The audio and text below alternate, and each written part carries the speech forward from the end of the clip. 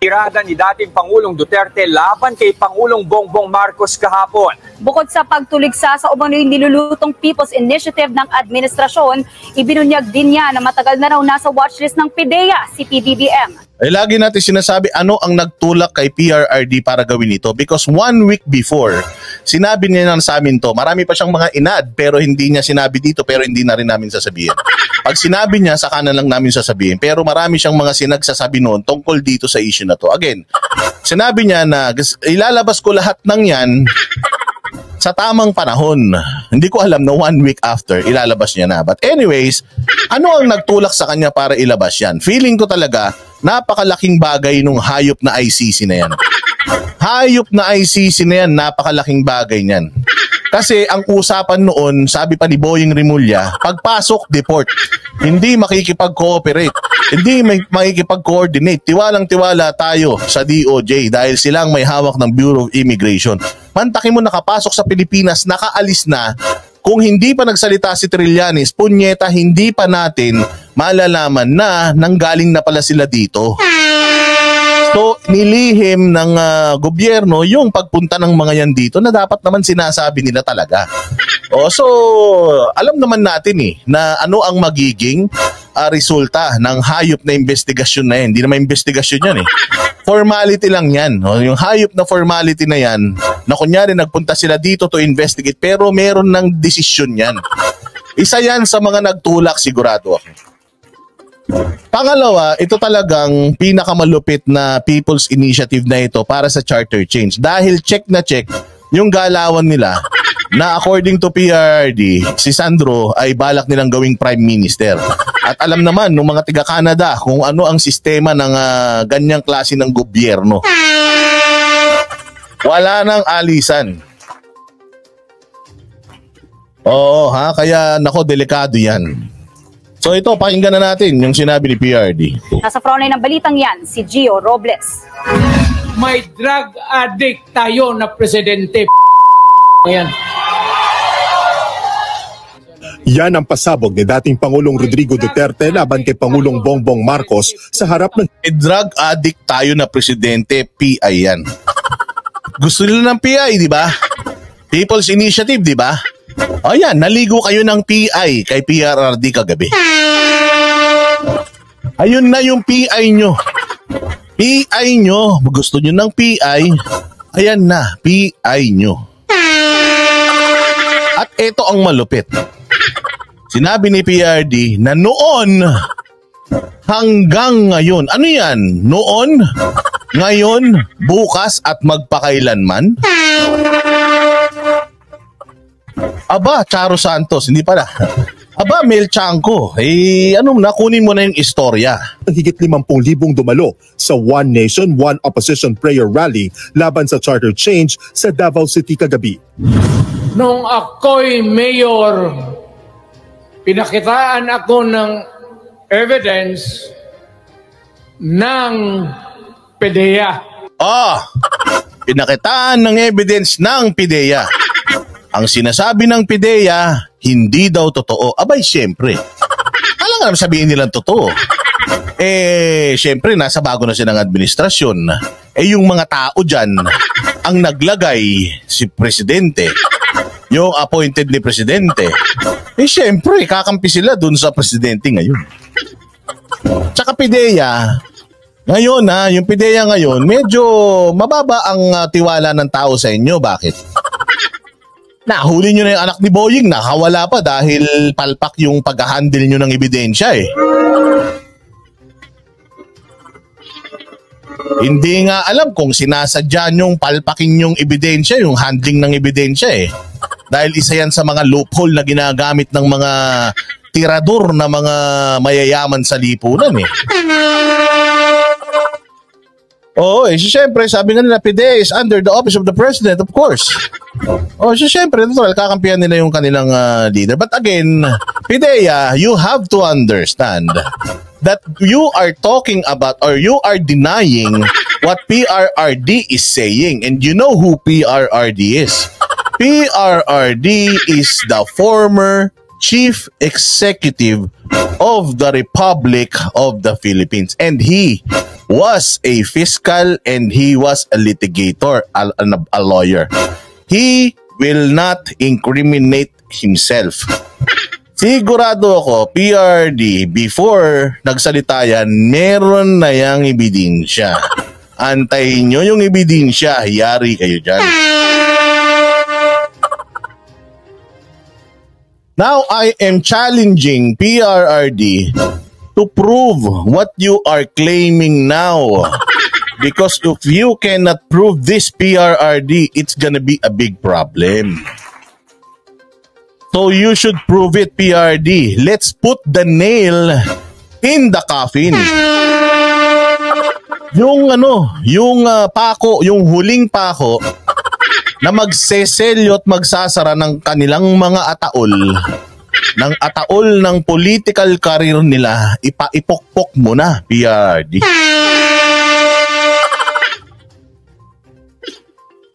Oo si PRD, dating abogado, dating presidente, dating piskal. I'm sure hindi yan magsasalita ng walang pinanggagalingan, ng walang pinangahawakan. Kaya PIDEA, you denied it. It's just right that you deny it. It is just right. Pero, buti kayo nag-deny. Buti kayo, you categorically denied that the current president was never in your list. Buti pa kayo. Mamaya ipapakita ko sa inyo yung isang footage na a question answerable by yes or no ay hindi man nasagot. So somewhat I am proud of PIDEA because they have the balls to categorically deny in writing that they do not have PBBM's name ever in their list. Doon sa listahan, nandoon yung pangalan mo.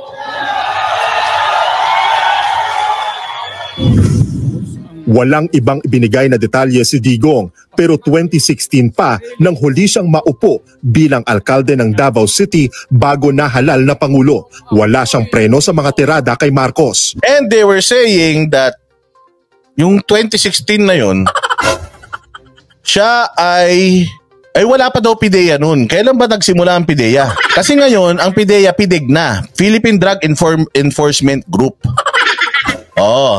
Nung panahon niya, 2016, nung presidente siya, PIDEA. Di natin alam kung ano na ngayon. Oy, hello. Thank you very much, Jim Lord. Naka-fentanyl ka, tas sabi mo si Bongbong, ikaw talaga.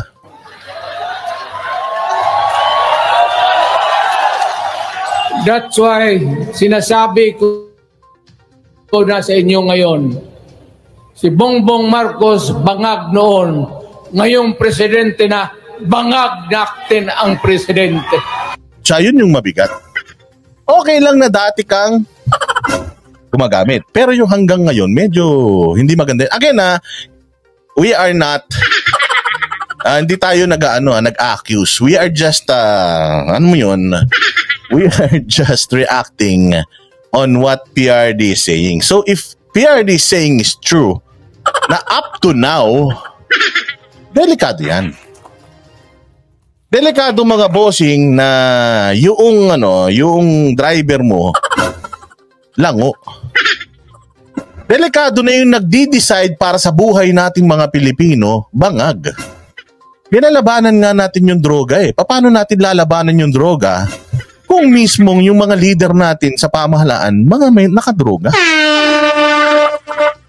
Hello, Jojo Di Guzman Connect. How are you? Ano yung October 7 to 4? Jojo, ano yan sinasabi mo na yan? Kasi magaling to si Jojo eh. Baka mamaya may sinasabi to si Jojo na So papayag ba kayo na ang ating taga-Timon ay, di ba nga pagka meron kang drive, yung lisensya sa pagdadrive, di ba nga dinadrug test ka kasi hindi pwedeng nagdadrive ka pagka drug addict ka? Or at least meron kang, meron kang history or positive ka. Di ba nga? So papaano mga bossing na papaano tayo papayag? Na tayo nga bilang nag-a-apply ng lisensya sa pagdadrive, hindi tayo pwede magkaroon ng lisensya kapag tayo ay addict or tayo ay may dugong addict. Eh bakit yung mga leader sa bayan natin pumapayag tayo na di umano ay hanggang ngayon? Hanggang ngayon? So ibig sabihin, puta naman. Sobra naman yun mga bossing. Kapag mag-a-apply nga tayo ng trabaho, pakukuhanin pa tayo ng drug test.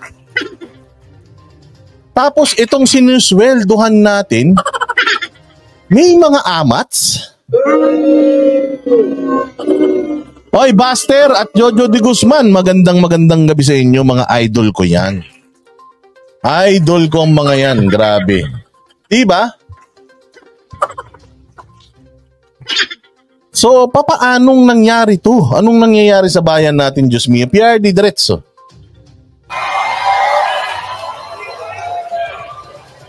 Ay, tama, Jojo. Oo, dyan na lang sa Hong Kong. Kaya lang ayoko dyan ba? Ayoko dyan, magaling magkarate yung mga tao dyan. Doon na lang tayo sa Japan. O kasi sa Japan, pwede tayo magtrabaho doon na tigatawag ng kakain sa restaurant. Sabi nga ni Susie dito sa Paris, yung ang test lang ng ano ka, lasing ka, bawal ka mag-drive eh. Antakin mo bangag nagda-drive ng bansa? Sobra naman yan, di ba? Oh. Ay, by the way sabi ni Bagong Lipunan, bayad daw. Bawal pala namin ano? Bawal pala naming natirahin si Bongbong. So papayag ba kayo na ang nakikipag-deal sa ibang bansa? Hindi ko nga alam kasi di ba pupunta siya sa ibang bansa para makipag-deal? Para mag-uwi ng investment? Putya, baka mamaya kung anong investment mga naiuwi niyan. Kaya pala ang daming lulutang-lutang utak sa Pilipinas. Binoto ko din si BBM. Sabi niya, problema, hindi siya dapat sunod-sunuran sa pinsan niya. Ayun na nga. Itong sinabi na to ni PRRD is not to oust actually si Bongbong. Kasi lahat naman pwedeng maging addict tapos magbagong buhay. Kasi yung mga addict, biktima lang din yan ng mga pusher. Kaya nga, ang tinatarget natin mga pusher eh. Kasi yan po yung mga talaga naman. Kaya alam ko na si BBM ay isa lang, kung totoo to si BBM ay biktima lang. Kaya dapat pa natin siyang pigilan sa kanyang mga ginagawa at itama yung mga kanyang pagkakamali. Ano yun? Yung pagsunod-sunod niya sa kanyang asawa at sa kanyang pinsan ay kailangan matulduhan na yan. Yung pinsan niya, palitan niya na. Ipakita mo lang BBM, palitan mo yung pinsan mo. Pag pinalitan mo yan, medyo maniniwala kami ng konti na gusto mong ayusin yung mga pagkakamali ninyo. Queen niya, sayang lang, hindi tayo nagkita, pumunta ka na ng hotel, hindi mo pa ako tinawagan. Sayang naman, di sana nakapagpa-picture ako sa'yo. Yung sticker ko, mamahalin pa naman yun. Hindi man kita nabigyan, di sana, di ba, may kotse ka. Pag dinikit mo yung sticker ko doon, kung ang value ng kotse mo 1.5 million, pag may sticker ko yun, magiging 7 million ang value nun. Sayang, dabawin niya. Di ba, Ale? Si BBM daw ay biktima ng pambubugbog. Ito naman, bakit? Nagano ba? Bakit, Jojo de Guzman? Si BBM ba nag-ano sa'yo? Nagpa-blatter? Paano mo nalaman yan, ha? Diretso! Kayong mga military, alam ninyo yan. Lalo na yung nasa Malacanang. Matagal raw pinilit na manahimik ng dating Pangulo, pero sa kabila ng mabibigat na paratang na binitawan laban sa presidente, nanindigan ito na hindi siya hihingi ng tawad kay PBBM. Nagawan mo yan eh. It is your responsibility sa sarili mo. What you do in this world binds you. Iyo yan. Iyo yan, PBBM. Hindi kay Tambaluslos yan. Binigyan mo ng kapangyarihan si Tambaluslos, pag nagtarantado yan, sa'yo ang bagsak niyan. Lagi namin sinasabi sa'yo, parang awa mo na BBM. Si Bantag, sinabi niyan sa'yo. Bago ka pa lang dyan, sinabihan ka na ni Bantag, ang magpapabagsak sa'yo yung mga nasa paligid mo. Unang-una na dyan si Boyeng Rimulya, sabi niya. Sinabi na yun ng mga tao sa'yo, tao na sumuporta sa'yo, na gusto ka nila, pero yung mga pinaglalalagay mo, pucha, yan ang sumisira sa'yo at hindi mo pwedeng isisi sa kanila itong nangyayari sa bayan. That's all on you. Why? Because people, kumbaga tinayaan ka ng tao eh. Lahat ng tao sa'yo bumoto, lahat ng tao nagtiwala sa'yo. Sa'yo, sana nung kampanya sinabi mo na magiging presidente ako, ang magdidesisyon si Romualdez. Sana ginanon mo para at least alam ng tao. Pero the people, the 31 million who voted for you believes na it's gonna be you who's gonna be leading this country, not the Senate President, not the Speaker of the House, and definitely not your wife. So yun lang yun. Wala ka nang sisisihin dyan kundi ikaw. If you want to leave a legacy sa Pilipinas at gusto mo na yung pangalan ng tatay mo ay ma-redeem mo, yung pangalan ng tatay mo ay malinis mo, sana nililinis nyo, hindi nyo pinahahaba yung termino nyo. Step down actually. This is a warning na if you're not gonna set it right, if you are not gonna correct what is wrong, mapipilitan sila at ang tao na talagang mag-take ng drastic na step na hindi natin pare-parehas magugustuhan.